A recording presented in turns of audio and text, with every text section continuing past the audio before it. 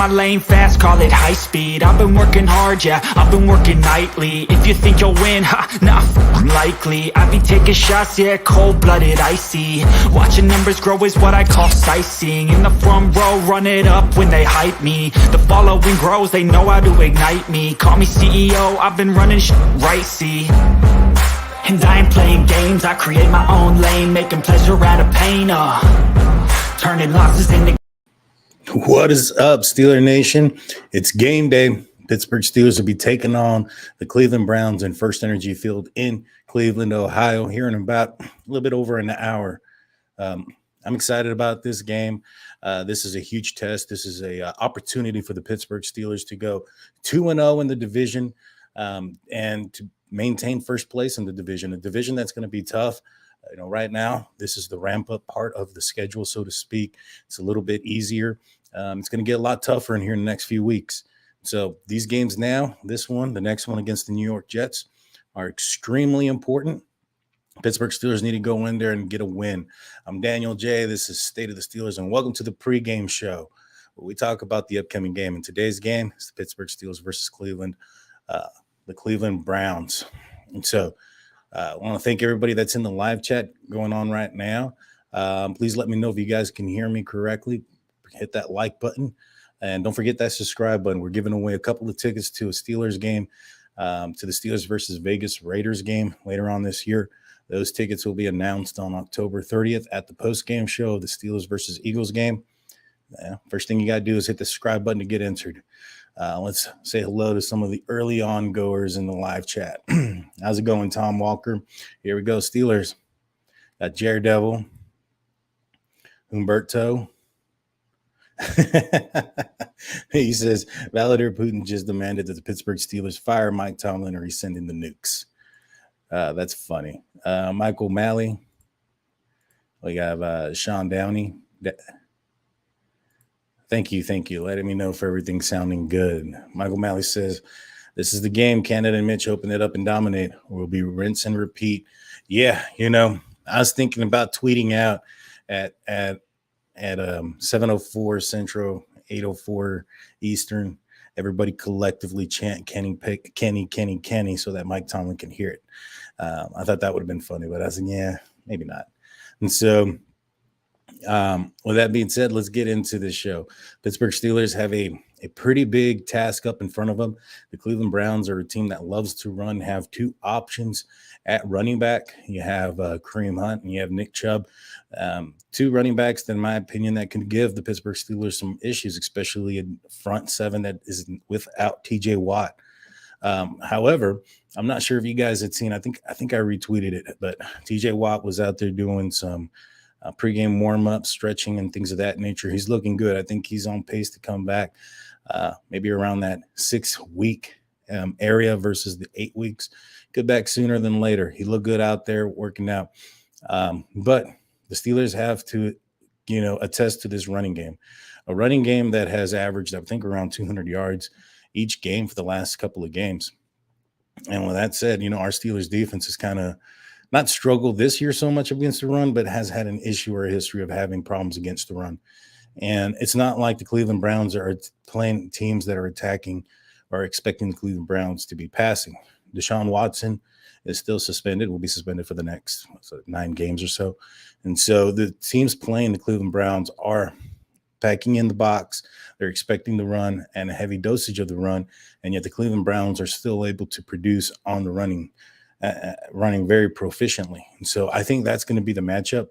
Their Pro Bowl guard, Joel Bitonio, I probably pronounced that wrong. He's been dealing with some injuries. He's been out, and he did not participate on Monday. He did not participate on Tuesday. Was a limited participation on Wednesday, which was just a walkthrough from what I understand. So that's going to be a key emphasis for the Steelers defense to attack the Cleveland Browns when they're passing and running.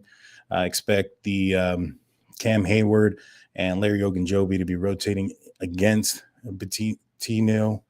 Man, I'm just going to call him Joel. Against the Pro Bowl guard. I think that if the Steelers, if they plan on, doing something or stopping this Cleveland offense, it's going to have to be through that. that area, because this Cleveland offensive line is one that can move defenses, and they've been able to show that they're able to run. So Chris Hubbard, their offensive tackle, has also been a limited participation, and also Jack Conklin. Jadeveon Clowney is out for this game. Myles Garrett had showed up on the injury report earlier this week with a neck. That's going to be I think that's going to give time for Mitch Trubisky to throw the ball. A lot of concerns and questions coming into this game was going to be, the Steelers are going to be able to manage Myles Garrett and give Mitch Trubisky time. I think with a Myles Garrett who's not the best. I mean, they're coming off of a loss to the New York Jets.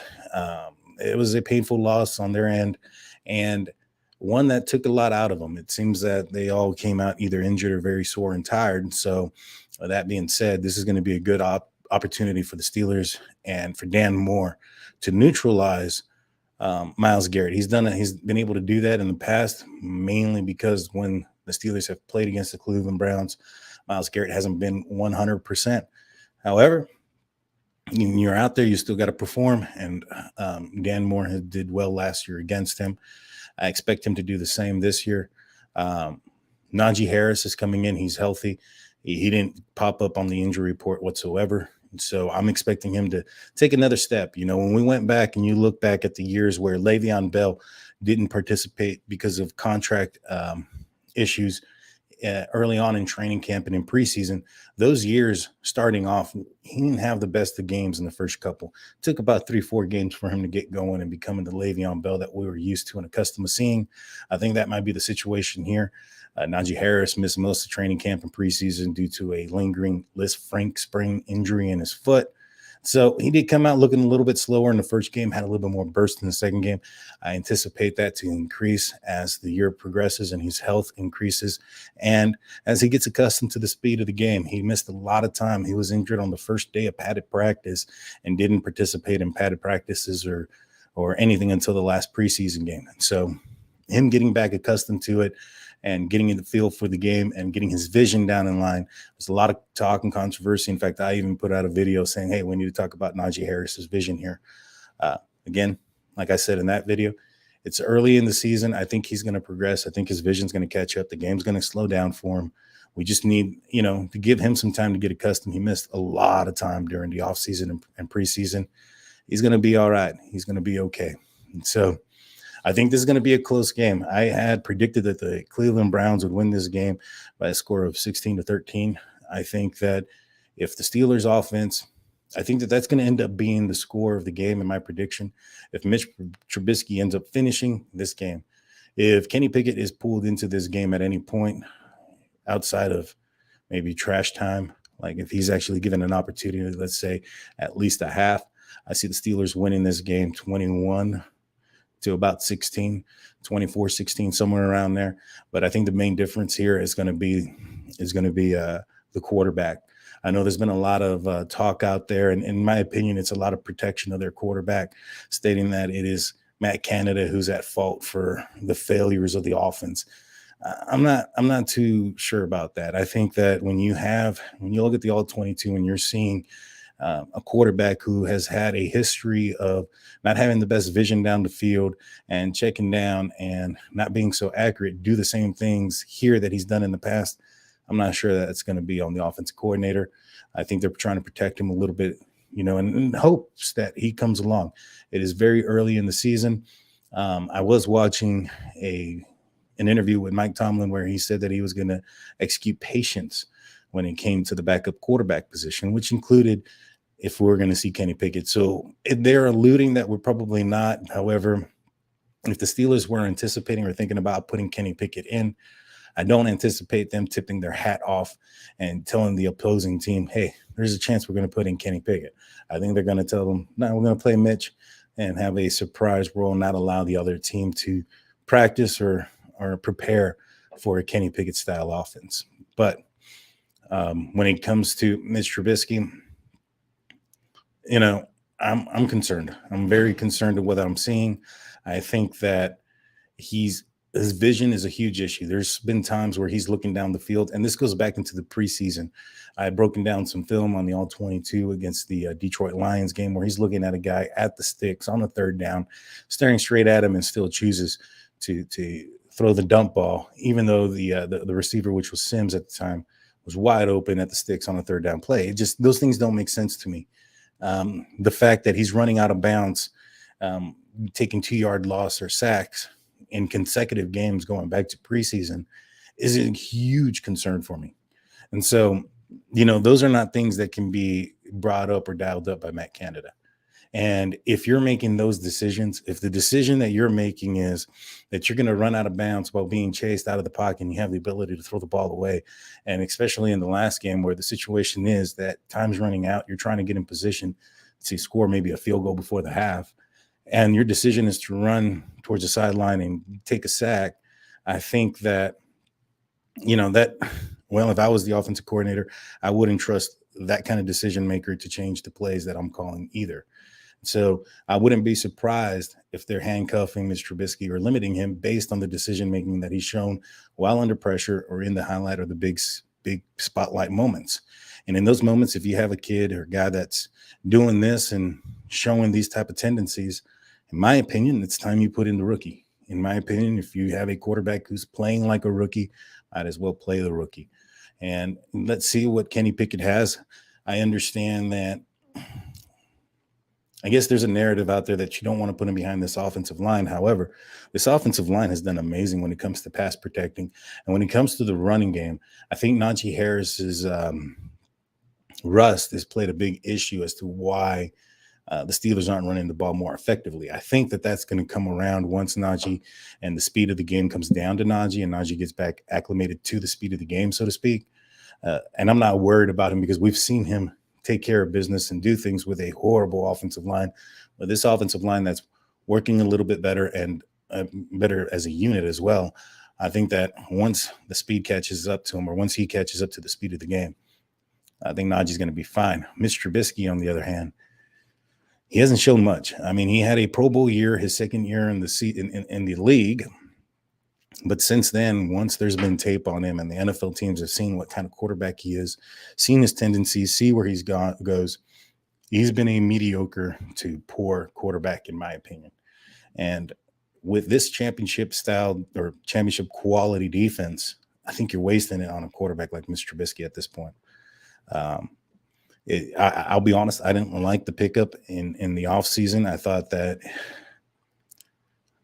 that he was a backup quarterback at best and wasn't better than, or how can I put that? I think that Mason Rudolph could be equivalent to a Mitch Trubisky when the Steelers acquired Mitch Trubisky. I didn't think that there was too much of a difference there. Now, 2 games in, I actually think that Mason Rudolph might be better equipped or a better quarterback than Mitch Trubisky. At least Mason Rudolph throws the ball down the field and is accurately doing so and could spread out the defenses and push defenses back that would give the running back Najee Harris time to run and space to run. But yeah, no, I agree with you, Humberto. Free Kenny. It is definitely true. I mean, I think that if Mitch struggles in this game, the Kenny chants are going to be loud and out there. But we'll see. If the game is close, I don't anticipate Tomlin pulling out Mitch unless he throws a couple picks. I think that's what it's going to have to take. It's going to have to take at least 2 interceptions, especially, or maybe if he runs out of bounds again and takes another sack. Like, those are some horrible decision-making. Like, those are decisions that a high school quarterback needs to be aware of and know the rules and throw the ball away. I think if a high school quarterback has done what Mr. Trubisky has done in consecutive games, sacking himself, then that high school quarterback might be sitting on the bench. Let's go through some of the live chat and let's see what you guys say. So Sean Downey says, no less than 28 points for the win. Man, for the Steelers to get 28 points that in regulation, like in 4 quarters, based on what the Steelers have shown up to this point, that's going to be a tall task. But I hope so. All it takes is a couple of plays to go the right way, build some confidence, get that ball rolling, that snowball effect, just kind of start to build that snowball, get it bigger and bigger and build that confidence. And then I think this team will be okay.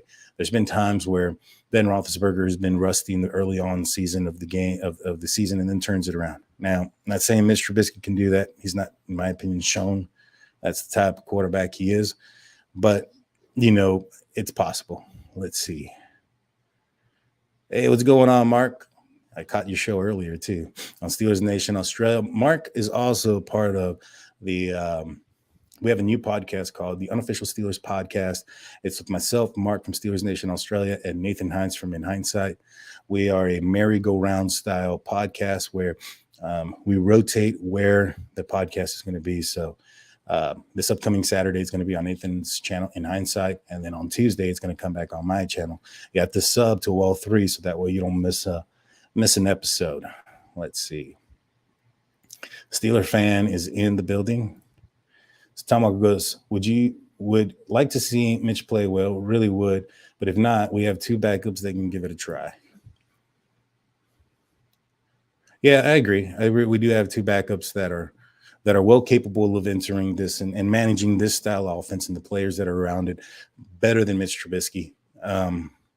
Even what I saw in preseason from Mason Rudolph and what we've seen in the past, his ability to stretch the field out, stretch the field and push the safeties back and create a less aggressive front for the running game would do wonders for Najee Harris. Let's see. Hit the Browns with the Najee and Warren combo. I hope so, man. I'm hoping that at the end of the day that the Steelers are taking a kneel and a dump on that Brown elf there at 50 on the 50-yard line and winning this game. My fear is, or not fears, but my concern is that the running game for the Cleveland Browns and the lack of the Steelers' time of possession could wear down this defense and make for a long game.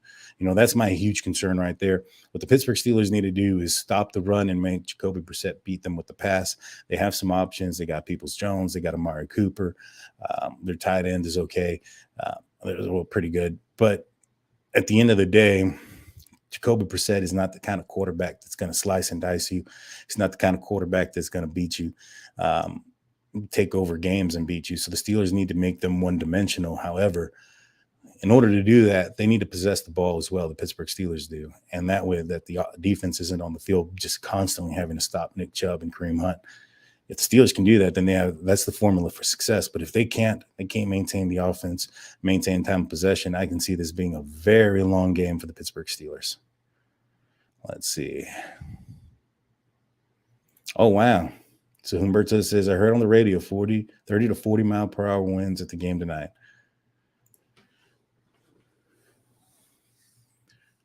Well, that's not going to do well for Mr. Trubisky throwing the ball deep. He's not, in my opinion, the guy with the cannon of an arm there. He's more of a mobile quarterback that can move around, and we hope he can, push the ball down the field, which is another thing that frustrates me about him. So we brought him in so that he can move around and extend plays and be mobile in the pocket so that way we can make plays down the field. And yet he's not been able to do that at all. He is the check down, one read pony, is what I call him. It's a one read pony. It's not there. He's checking it down. There's been situations where there was a play where you had Claypool and Deontay Johnson run into each other in the middle of the field. And a lot of people were talking about, they collided. They bumped shoulders. They didn't fall. They didn't knock each other on the ground. They bumped shoulders. And Deontay Johnson got wide open. Mitch Trubisky throws a dump-off pass right then and there. No pressure around him at that time. And if, there was a little bit coming to the right, all he had to do was just kind of slide over coming from the left, all he had to do was slide over to the right. And he could have made this ball down the field for a first down to Deontay Johnson and some. However, on this third down, he checked it down and we're punting the next play. Now, he's supposed to be a quarterback that's extending the plays. We got him because he's mobile.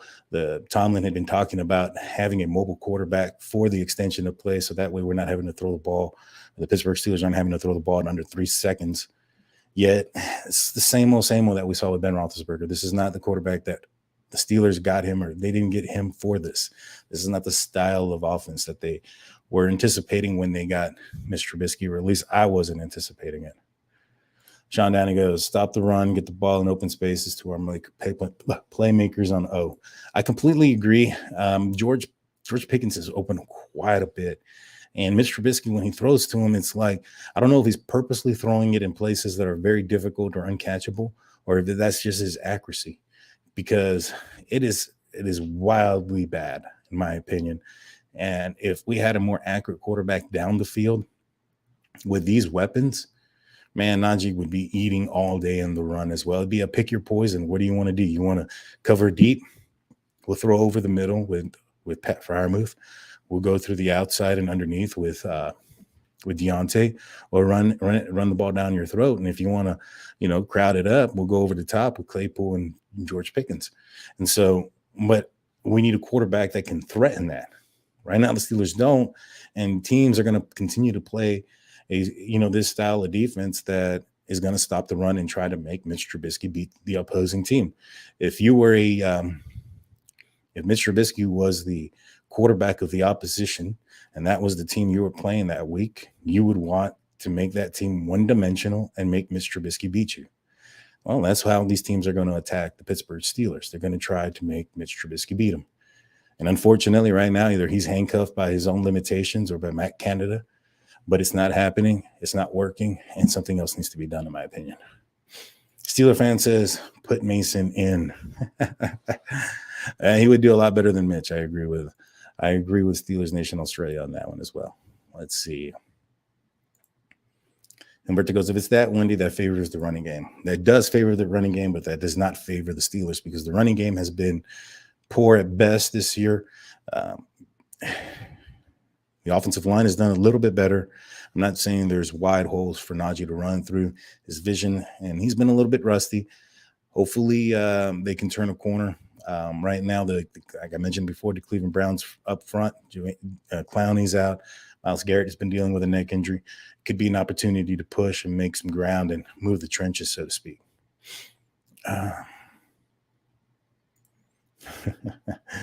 Sean Danny goes, Najee will improve with the O-line, and our O-line is better than Cincy. Just ask Joe Burrow. Yeah, he's getting killed out there. Michael O'Malley goes, I don't think Mitch is allowed to go past one read to a check down. Yeah, maybe. It's just that's kind of been his MO even back in Chicago. And again, if he has the decisions that he's making, running out of bounds and sacking himself, that might be why they're not allowing him to make any more decisions.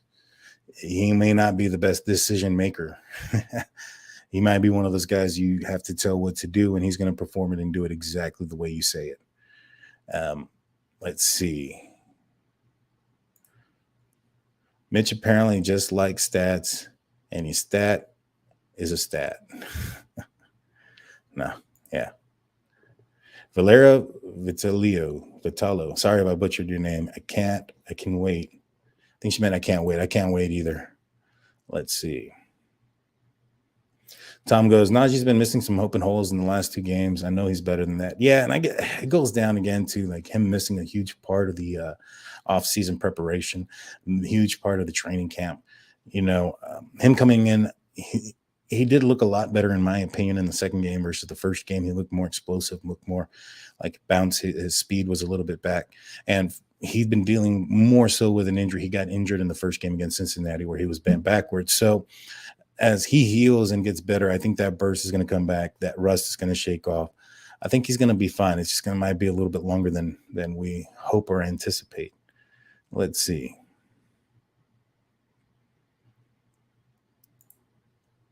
Mark goes, Steelers need to wake up on offense, or I see a huge loss tonight. I hope I'm wrong. Yeah, I mean, it can get bad quick. I mean, especially like I said, the Cleveland Browns are going to play the Steelers to make Mitch Trubisky beat them. And if that's what I would do. And especially on a windy night, the emphasis is going to be much more on that. Hey, they're going to need to run the ball more. Let's put 8-9 people in the box and make Mitch make some decisions. If Mitch were to get injured during a home game, how do you think the crowd would react? Well, I would hope classy. And I would think that they would cheer him as he got up and walked out. I would think there would be even more bigger cheers for Kenny Pickett as he walked on the field. and I think the chance for Kenny and things would be going crazy. I don't think that the fans would cheer him being injured or down. He's still a member of the Pittsburgh Steelers. When he came out for the introduction there in Acrisure Stadium, I was listening, I think it was to DK Sports, and they had mentioned that Mitch was like middle down the line. Usually as far as when they're announcing the players. In the past, the last person announced was always Ben Roethlisberger, the quarterback. This year, the last person that was announced was Najee Harris. The first, in the middle of the pack was Mitch Trubisky. I guess they didn't want booing or anything. And, it was a possibility given the fact that, the Pittsburgh fans, the black and gold faithful are, head over heels for Kenny Pickett. And so they put him in the middle of the pack. And apparently he got a huge standing ovation, cheers throughout the entire stadium. The Kenny Pickett chance didn't come in until halfway through the game, into the third quarter. And so with that being said, I don't think that if he were to go down in game in an injury that the fans would act classless and cheer him on the ground. I think they would cheer him when he gets up and walks off like they do any other player that is injured. But I do anticipate the fans being extremely loud once Kenny Pickett does make his debut. Great question. What's up, Claude? I hope you're having a great time. Let's see. If we can force them to pass, our defense can win the game. The problem with that is to force them to pass is the Steelers would have to be up by a couple of points, couple of scores. There we go. That's what I was trying to say.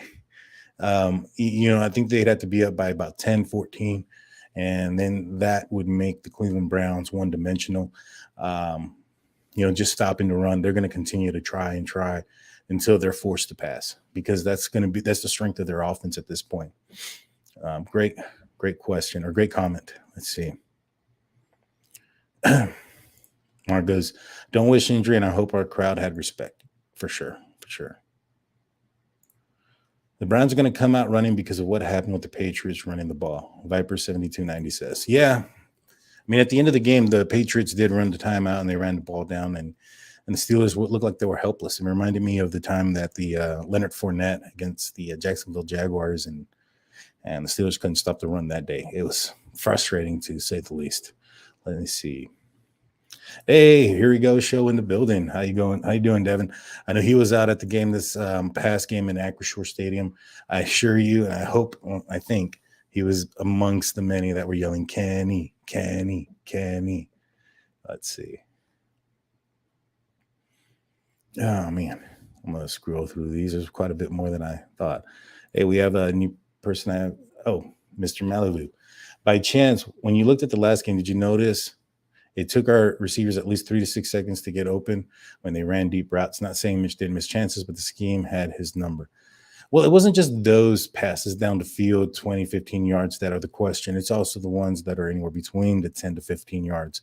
And there were some that the Steelers receivers did get open quite regularly and early. The down the field stuff, that's going to take a little bit longer to get open. But the offensive line protected well enough for Mitch Trubisky. And he was brought in to be a guy that can extend the plays. The issues that we had with Ben Roethlisberger was a mobility issue.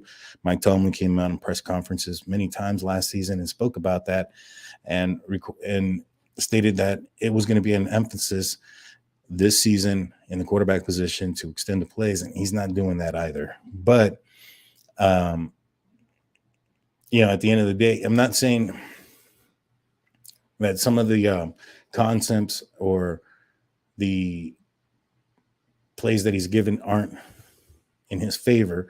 It's been pretty clear and obvious based on the reactions of the other players on the team that there's some blame there for Matt Canada as well. Let's see. Great question, though, and comment. Person says, we need to give George Pickens the ball more. I agree. 100%. I agree. He needs to be targeted more. He alone can push back the safeties and push back the defense to allow Najee Harris more time to make some moves and make some plays and have some running movement amongst the defensive line. Let's see. Alan Richard goes, I think Mitch Trubisky can play mediocre and keep his job all year. I mean, if he could just hit the checkdowns 100%, even not producing down the field, I feel Mike Tomlin would left him alone. Well, I think that's possible for a majority part of the year. I think that Mike Tomlin has shown that to when possibly or in contention for a playoff run, that he's willing to make some moves. I refer back to the 2019 season when the Steelers had Mason Rudolph, a possible quarterback for replacing Ben Roethlisberger. When he struggled, they pulled him out for a undrafted rookie quarterback who was a camp arm, just because the Pittsburgh Steelers were in contention for a playoff spot. I anticipate the same thing happening this year. If the Pittsburgh Steelers are close enough to get a playoff run or potential spot, that Mike Tomlin's going to make the necessary moves to do what needs to happen. I heard that Kenny Pickett was warming up in the last game. I think it was off of Steelers Steel City Underground. The host, Joe Kuzma, was out in the stadium, and he had mentioned there that he had seen Kenny Pickett with a helmet warming up before Mitch Trubisky made the touchdown pass and completed a 2-point conversion in the last game. So it's possible. It's possible. Thank you, Malvo. Thank you, Malvo. Appreciate it. Thank you. No, yeah, I actually took, it's going to sound bad, I took French for 2 years back in high school. And so I'm just a little bit rusty. It's been quite a while. But I appreciate it. Thank you for letting me know how to pronounce it. And welcome to the show. Mike Tomlin said he's fine with Mitch Trubisky playing mistake-free football. Yeah, I understand that, but that also comes with the potential of, like, it's like playing prevent defense. You play prevent defense, sometimes that prevents you from winning. So, but with that being said, guys, we're coming close to an end. Please hit that like and subscribe button. Don't forget, we're giving away 2 tickets to see the Steelers play the Vegas Raiders on Christmas Eve. That is the game that the Steelers are going to be retiring Franco Harris's number. Just be a subscriber. We'll give away those tickets on October 30th. Stay tuned for details on that as it comes closer. Again, I think the Steelers are going to end up falling to the Cleveland Browns tonight, 16-13. I hope I'm wrong. But that's if Mitch Trubisky plays the entire game. I think that if Mitch struggles, there could be a flip, there could be a switch. And I think if Kenny Pickett ends up coming into this game, the Steelers end up winning.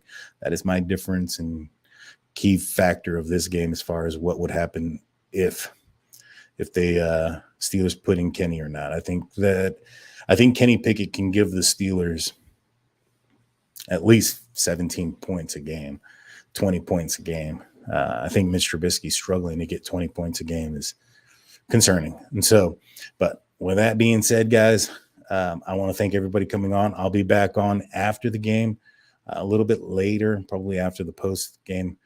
Don't want to miss it, so please hit that like and subscribe button.